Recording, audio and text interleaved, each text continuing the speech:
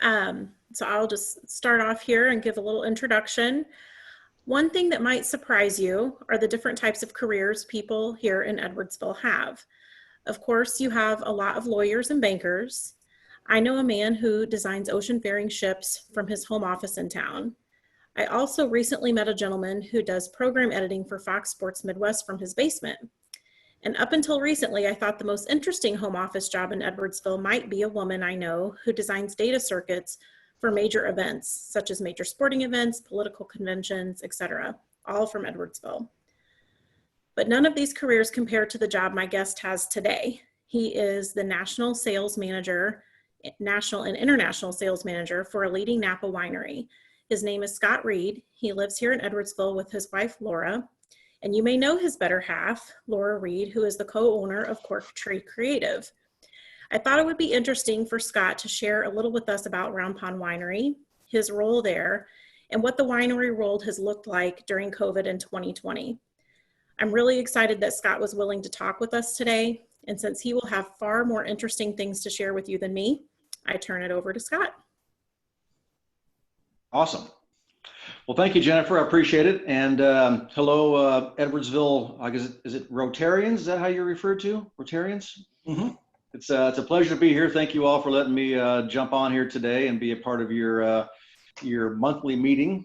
Thank you, Jennifer, for the introduction, and to the Warrens in general. I've had the pleasure of knowing them for several years now, and sharing a glass of nice Cabernet or Sauvignon Blanc in a nice restaurant setting back in pre-COVID days anyway, and now hope to do some more of that on a patio kind of basis in the near future as well.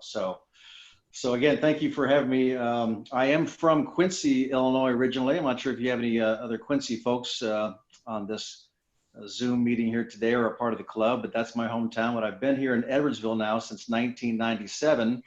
Came to town as a wholesale young 25-year-old kid wanting to sell some Sam Adams beer and some Sky vodka and 10 High bourbon perhaps. And I've kind of evolved into a larger wine-based role in the last 20 some years now, and was fortunate enough almost 6 years ago now to land a role with Round Pond Estate, based out of Rutherford, Napa Valley, who specialize in high-end Cabernet Sauvignon, Sauvignon Blanc, and a few other mostly Bordeaux varietals, along with being a fully operational olive mill. So it's a pretty amazing property, 460 plus acres that I'll kind of take you through. This won't be like a commercial per se for Round Pond Estate, although it's very hard for a salesperson like myself not to sort of sell my brand. But usually in these Zoom calls, I've got a glass of wine in my hand, and everybody else does as well. So this is kind of new to talk about my wine without having it right in front of you. So I apologize for not sending you all a bottle of wine ahead of time, but maybe down the road we can fix that. So real quick, has anybody ever had any Round Pond Estate wines by chance, or have heard of Round Pond Estate? Mr. Walker, I see your hand waving down there. Good to see you. We're still kind of new to the Midwest. Just about 6 years ago, when I began with Round Pond Estate, we were producing about 8,000 cases of wine, and I was the first hire for the McDonald family outside of California. And so I took over kind of central US and then eastern US role with the company, and we've been slowly expanding our manpower ever since to where we have a team now of 6 of us. They're typically out traveling the country, shaking babies and kissing hands, I like to say, in a very bad, humorous way. But dinners, tastings, trainings, so we're all about the good life at Round Pond Estate, and enjoying the fruits of our labors out and beyond our property there in Napa. So before I get into a little brief presentation on a little more about Round Pond Estate, and also the state of the universe in the adult beverage landscape post-COVID, which I think you'll find semi-interesting, I'd like to kind of give you a flyover, if I may. We just produced a drone video, 2-minute clip of the winery, where it flies over the property and you kind of get a lay of the land as far as what Round Pond is out there in Napa. So Masanda, would you mind sharing our little YouTube video, everybody?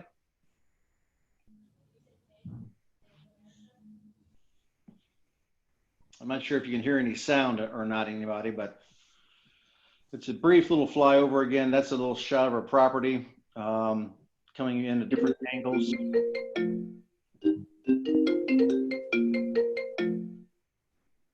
So I don't think the sound's coming across to everybody, but you have to trust me when there's beautiful classical music playing in the background during this drone footage.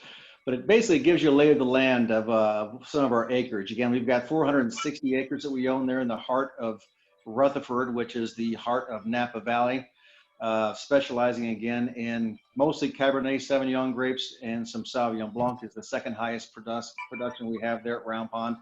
We do a higher end gravel series wine that retails for about $225 a bottle. So it's not just your everyday drinking wine for most of it, but there we go. There's some music playing there. Scholar's Gate's one of our other wines we produce. Fantastic, again, higher end Cabernet Sauvignon. We're nestled between the Mayacamas Mountains and the Vaca Mountains there. So like a little bowl, if you will. So if you've never been in Napa Valley is just kind of nestled in this little beautiful Garden of Eden bowl-like structure. These are our olive trees. We've got 2,000 plus olive trees there at Round Pond Estate. That's our olive mill as well.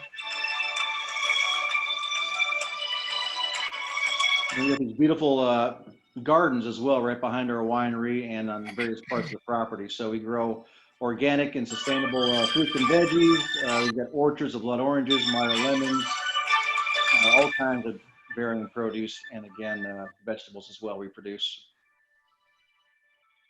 So there's your brief little flyover of Round Pond Estate, and that's our little man-made round pond we have on our property as well. Thank you. I appreciate that. Now, if I may, I'm going to jump into a little quick PowerPoint that I'm going to kind of blast through. If you guys have any questions, by the way, as we go along today, please either throw them in the chat or shout them out if you don't mind. I'm very happy to do some give and take here. All right. I'm going to minimize this.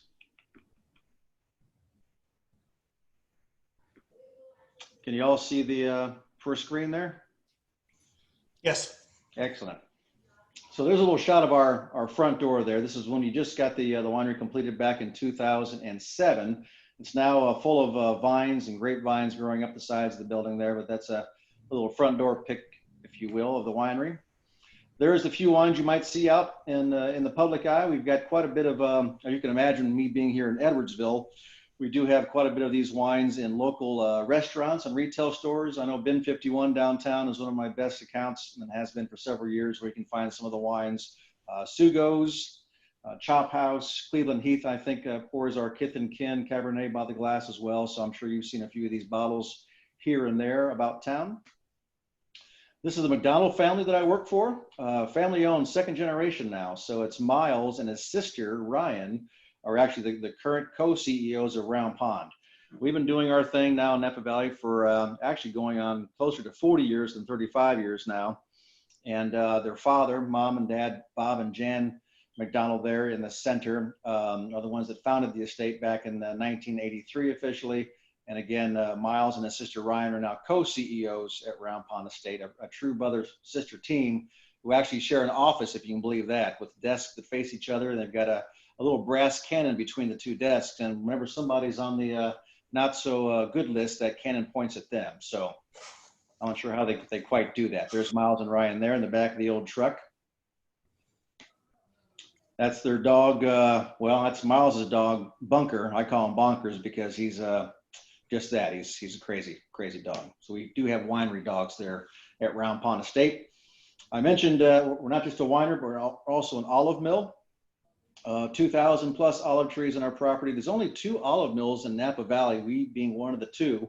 You can't get our olive oil products typically out and about. You have to get them from us directly, either online or while you're at the winery, or unless you know somebody here locally. Hint, hint, wink, wink. I can help you out there if you'd like to try some olive oil sometime. So we do these fantastic, again, extra virgin Spanish and Italian olive oils. We also do fantastic infused olive oils as well. Meyer lemon, blood orange, chili pepper infused, lemon pepper, garlic, rosemary, quite a few different oils as well. And we're winning awards around the world with our olive oil and food production facilities there in Napa Valley. A little shot of the olive mill. This is the inside of our winery. When you first walk in the front doors and go up the stairs, it's a second story outdoor terrace that we usually seat you at. So if you ever get out to Napa Valley, we are open these days, by the way, Thursdays through Sundays. We're kind of set up to be socially distant there at the winery, even pre-COVID times. So it really is one of the best spots on the planet to really sit back and enjoy a bottle of wine. So that's where you'll typically be seating yourself out there. And if you ever do get out there again, let me know. And I'd love to get you a complimentary tour and tasting since you let me in here today with your Rotary meeting. There's a little shot out of our front door window. Little keyhole looking down our driveway, one of the best driveways also on the planet, leading down to Rutherford Road. And right across the street from us is actually Honig Winery. You might have heard of Honig, I think. Another shot of the vineyards from our second story terrace. And then a little side view. This is a shot actually taken across the other street, looking at our property from Camus Winery, another neighbor of ours. I mentioned earlier, we're also mostly Bordeaux varietal planted, 85% Cabernet, and then some Sauvignon Blanc, Petit Verdot, and other mostly Bordeaux varietals. We've been growing and selling grapes, not just making wine, but selling grapes to other properties. Some of the other wineries we sell grapes to include Vineyard 29, J. Davies, Paul Meyer, Robert Craig, Duckhorn, Camus, our next door neighbors, Honig. So we're not just winemakers, but we're grape growers and sellers as well. And there's a little, again, bird's eye view of our property looking down, kind of give you a lay of the land of who's around us. So again, right in the heart of Napa Valley, right in the heart of Rutherford, with 400 plus acres there. Anything you find out there that's labeled Rutherford Cabernet, fully 12% of those Cabernet grapes are grown on our property. So that's a pretty big nut. Great soil leads to great wine. We've got two different sides of the property that are really distinct. A Napa River side of the property, very moisture retaining soil. You get bigger growth out there on the Napa River side. And then you have the Concrete side of the property, which is much more gravelly, rockier soil, more of a moonscape kind of a landscape over there. So there you get the vines that struggle to really produce the fruit, but what fruit is produced makes a fantastic bottle of wine. So it's pretty amazing property with all that under our feet in one property. All done sustainably there at Round Pond Estate, fish-friendly farming, Napa Green certified. We're not truly organic all the way across the board. We do organic farming, but the certification requires a lot of hoop jumping through and things like that. So everything's done sustainably. All the produce we produce is all done organically as well. So we actually lead the way in Napa Valley for our sustainable farming practices, so much that the California state government uses our property as a case study in successful sustainable farming practices. So it's pretty cool. Our philosophy, basically, it's all about balance before all things, and really making sure that we're producing a style of wine that's true to our backyard. A couple winemakers on staff. Thomas Rivers Brown, he's like the rock star of Napa Valley, producing more 100-point rated wines than anybody else on the planet. He's been with us since 2007, so he's a true legend in the business. And then our estate winemaker, John Wilson's been with us for a couple years now. And I know that Jennifer and I and Matt had the pleasure of doing a little side Zoom call with him not too long ago to chat with him while he was at the winery one day. So super great guy and also very talented, producing amazing wines. And of course, we do the usual support you see out there, social media, all the promotions you can imagine. That's Chris Pratt there and Nicole Schwarzenegger that visited the property a couple years ago and had a wonderful time. Any questions so far from anybody? We have one. How do you amend the soil to maintain the nutrients? So there's really not a whole lot of soil amendment that's going on. We do some cover crops that are there that are all native to the area as far as that is concerned. So we do a lot of, again, just native management for the soil types. We do bring back a lot of the spent grape must and seeds get worked back into the soil as well, which helps kind of augment the soil. But there's not really a whole lot of amendment that needs to be done with our soil out there in Napa. Very rich, fertile soil for the most part. And again, the grapes, when they're struggling to actually grow on that concrete side, for example, very rocky terrain.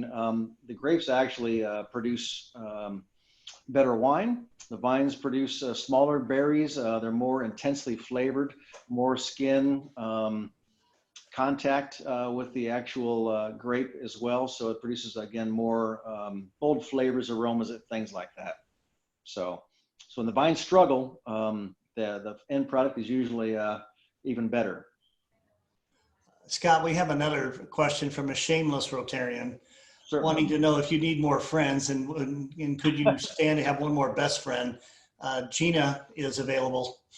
Excellent. Yes, I can always use more friends, especially in these COVID times, by golly. So I'm usually out and about, making friends in various parts of the country or the world. But since March, I've been stuck here in my Edwardsville hidey hole office out off of Staunton Road here for the last several months. So some localized trips, but I haven't flown since March 7th was my last trip down to Dallas. But typically I'm on the road. So yes, I can take all the friends I can get right now. Well, it looks like Jennifer is protecting her friendship, her relationship with you, not letting Gina in, and Brian suggesting it's just as well because Gina would probably drink all your profits. There you go. So I think I'm the Warren's best kept secret until now. So there's been a lot of questions coming up. As we all know, there's been a series of tragedies out west. So with the wildfires going on. So this picture that I just put up here now on the screen is actually a shot from yesterday morning at the winery. And that's our assistant winemaker, Jeff Plant. And that's our bottling facility right behind our winery. And that is the true unfiltered shot of the skies. So it was a combination of the fires, the sunrise, the fog, and of course the smoke in the air, which has been very concerning to all of us in the business. And this is not to be, a scare tactics kind of thing, but there's a lot of talk right now with all the smoke that's been ebbing and flowing out of the valley that we might lose a large part of the 2020 vintage of Napa Valley wine overall, which is a massive thing that has never taken place before. It'd be unprecedented. We've had some smoke taint in previous years, but usually it's a later in the harvest season kind of thing. And now with several weeks of the fires, again, ebbing and flowing and smoke really enveloping the valley more than not in the last few weeks, you get what's called smoke taint, which gets fed into the grapes essentially. It gets systemic into the vines and also on the skin contact itself. And when you produce a wine from smoke-tainted grapes, what you get really is a really volatile, bad, dirty cigar ashtray kind of aroma and or flavor that comes out of there. Now, that being said, it's got to be pretty severe smoke for a long, long time. So we're not definite that that's going to be the case with the 2020 vintage, but we're not out of the woods yet, still with all the fires still raging out west. So we're all very nervously wringing our hands right now and deciding, how it's going to go. But our winemakers doing a lot of micro fermentations these days, trying to see what's out there. But pretty striking picture there. And that was really all of Napa Valley and many parts of California, that orangey, almost apocalyptic skies, a Martian landscape, if you will. So any questions on the fires currently? All right, going to move on. So this is, again, pretty interesting. So we've all been affected to some degree by, of course, the pandemic. And the beverage business is not immune. So it's really been a tale, I think, of haves and have-nots in this pandemic across the world, really. And in the adult beverage business, as we call ourselves, it's been the same as well. So if you're really focused as a business, in large part like we were in the on-premise, the restaurant world, then you've really lost mightily, as have all the restaurants and on-premise businesses out there as well, sales-wise, due to the closures and again the delays of the reopenings, the limited reopenings, et cetera. So conversely, if you've been really off-premise, grocery store heavy as far as where you are doing your business, it's been salad days. It's been the best times in the world for some of my brethren out there that sell box wines and inexpensive value wines and are stacked up to the bejesus at the grocery stores. They're having the best business they've ever had. So This next slide is kind of a telling situation. This goes right back to the very beginning of COVID. So when things kind of dropped out there around St. Patrick's Day.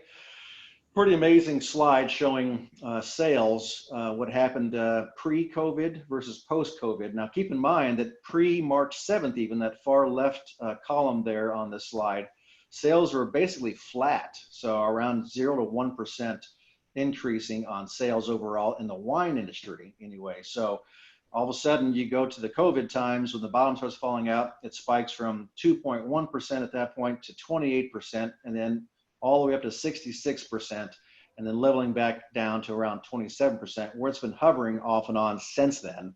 So a pretty striking slide of that first, few weeks of COVID, before and after of what happened with alcohol sales at the grocery and/or off-premise level in general. The on-premise again has really collapsed for the most part. So in order for the businesses to stay afloat and make up some of that difference, you really have to have a giant spike in the off-premise world, of course, to counteract that on-premise collapse. So we haven't quite seen that happen, but really to be back on par business-wise, you'd have to be 22% up off-premise to really get back to where you were. And that's happening again for some folks in a large way, but not for other folks. Little consumer and retail slide for you here. Again, we've all had to worry about being infected when you're out and about. There's always that back of the mind kind of trepidation about walking into the stores, and especially in the early days when some people had masks on and some didn't, and all that confusion going on. There's still obviously confusion happening now, but it is pretty amazing to see some of the reactions and who's spending more money where. 48% are spending more money on food. 42% have seen an increase in food prices, which I think we've all seen as well because of the shortages. So fascinating, again, tidbits and asides that kind of tease out of this current state of affairs we're all living in now. Here's a great slide going back not quite a month ago. So my data is updated about every month or so, but it kind of gives you, again, a lay of the land. Post-COVID-19 growth, all channels are up big time across the board. U.S. food, we're talking grocery stores up 26% in wine sales. Drug stores up 10%, convenience stores up 23%. So again, across the board, it's really spiked as far as sales are concerned. Trends continue to be on the high side as well, pacing upwards on the off-premise sales. It's also kind of interesting to watch to see the growth of other alternative packaging. Cans, wine in cans has grown 101% post-COVID, which is incredible. We actually thought about canning some of our product, but decided against it in the short term. Half bottles are up 61%. Splits, those are the little 4-packs you'll see in the grocery store, like a Barefoot or Sutter Home, up 60%. 3 liters, those are basically your bag-in-a-box wines and sizes that are up from there, up 47%. Gives you a lay of the land again of what's selling flavor-wise as well. Reds up 30%, sparkling 29%, so on and so forth. Then there's another trend from the subcategory: liquor stores, grocery stores, convenience, club and wholesale, Costco and Sam's, etc. And then, of course, the most dramatic shift really has been a shift to the e-commerce side, as we all know. I mean, everything from Amazon to the online wine stores out there. There's quite a few of them out there. Vivino, you got wine.com. They have absolutely skyrocketed in sales, as you can imagine, having everybody ship their wines to their front door versus going to the grocery store or the liquor store, et cetera. So 32% up in the second quarter, which is stunning, really. And then here's your dollar amount increase in the second quarter from the previous year. $212 billion now spent, which is, again, a pretty amazing figure. Shifting gears over to the on-premise side of things. And again, if I'm running long, please let me know. I'll try to be quickly as possible to run through this. On-premise, this is the polar opposite of the off-premise.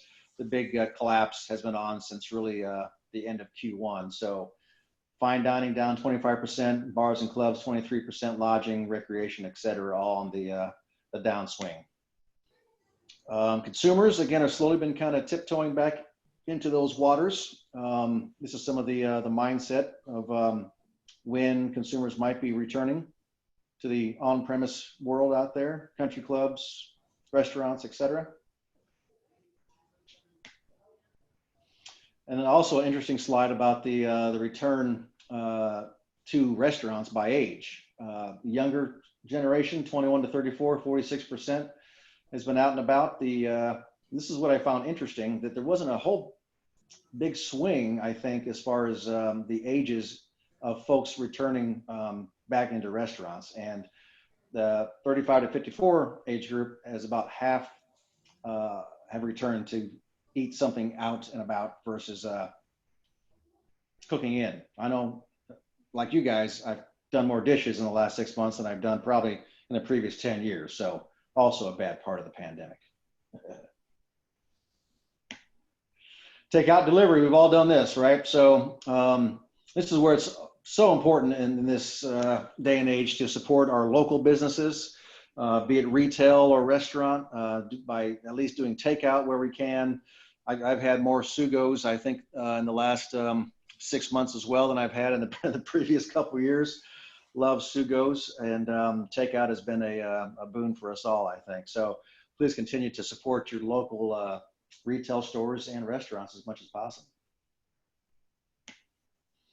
Here's a little bit of good news. This is very recent data through August 27th. So to the left, it shows you there in the very top part of that picture, 22% down versus August of 19.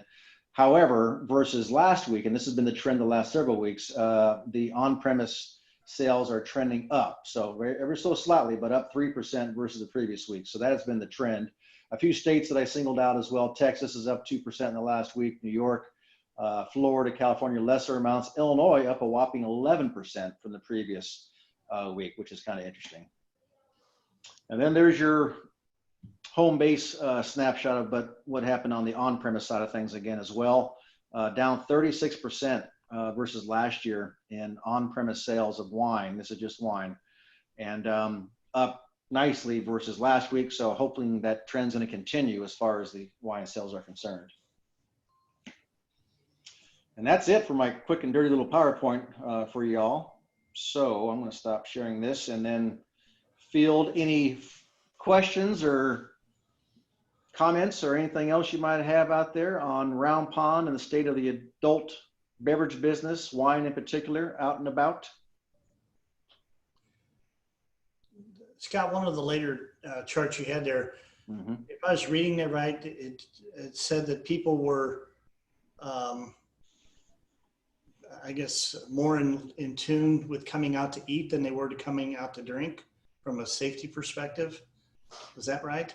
Correct. Yeah. So restaurants really are the ones that are trending up in sales, and it's mostly food sales, as you can imagine, but also some wine sales. The bars are really not up as much as they were because people are more cautious about going into bars to have your typical cocktail. You know, the non-food on-premise accounts are the ones that are really taking a hit there for sure. So restaurants are doing a little bit better, both in the form of limited in dining, you know, the outdoor dining things that are happening around here, especially, and where you've been allowed to open and stay open indoors to a limited capacity. They've been the benefactors of some of this as of late, the reopening.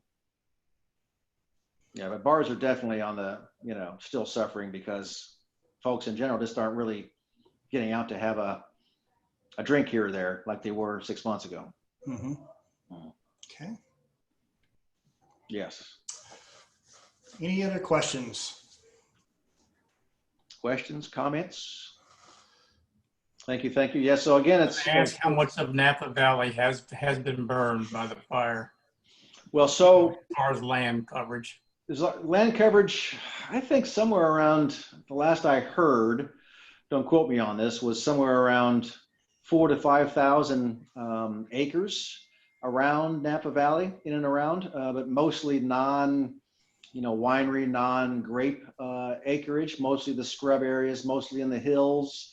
Right. The Lake Hennessy fire complex was the first one that really broke out nearby. That was started by dry lightning. We're all used to our rainstorm induced lightning out this way, but out there they have a phenomenon called dry lightning. And that little storm came out of nowhere a few weeks ago and started a lot of those fires in and around Central and Southern California. And with the drought that happened back in the 14, 15, 16, 17 even time frame, you got a lot of dry scrub land out there that's easily lit on fire. And that's what's happening really all across California and the Northwest due to this on and off drought situation going on. And so even after the land recovers, you still get some limited growth out there in times of the rain, the monsoon time in January, February, but then you get this a dry time that comes about again, and this becomes again just tinder out there essentially. So, but yeah, so about 4,000 to 5,000 acres, I believe, have been burned in and around Napa, but not a whole lot of wineries have been affected directly by fire. Smoke, everyone's been affected by that, but nothing has really been touched structure-wise very much in Napa at this point in time, knock on wood. Thank you. Yes. Scott, I want to thank you for your presentation. It was very informative and very enjoyable to watch. Jennifer, well done. I appreciate it. If you guys have any questions, feel free to shoot me a line. I can put it down here in the chat, right? Yes, you can. And tell Laura we said hi. I shall. We still haven't. She has an open invitation to become a member of Edwardsville Rotary, and so do you as well. So I appreciate that.